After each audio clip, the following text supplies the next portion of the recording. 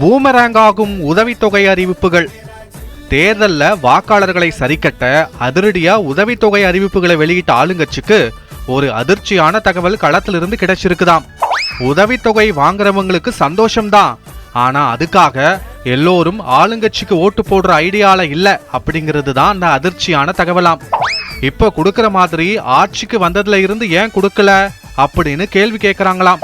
அப்ப நிதி இல்லன்னு சொன்னாங்க, இப்ப மட்டும் நிதி எங்கிருந்து வந்துச்சு அப்படின்னு கொக்கி போடுறாங்களாம்.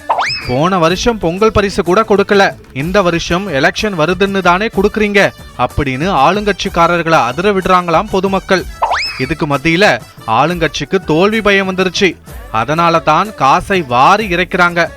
ஏற்கனவே ஏகப்பட்ட கடன் வாங்கிட்டு இப்போ இதுக்கும் சேர்த்து புதுசா கடன் வாங்கி மக்கள் மேல வரி சுமையை ஏத்த போறாங்கன்னு எதிர்கட்சிகள் செய்யற பிரச்சாரமும் மக்கள் மத்தியில எடுபடுதாம். அதனால உதவித்தொகை அறிவிப்புகள் ஆளுங்கட்சியோட பலவீனத்தை அப்பட்டமா வெளிப்படுத்துற மாதிரி இருக்கு அப்படிங்கிற பேச்சும் பரவலா இருக்காம். இந்த உதவித்தொகை அறிவிப்புகள் ஆளுங்கட்சிக்கு பலமா அமையறதுக்கு பதிலா பலவீனமா போயிட்டு இருக்கு அப்படிங்கிறது தான் கள நிலவரமாம்.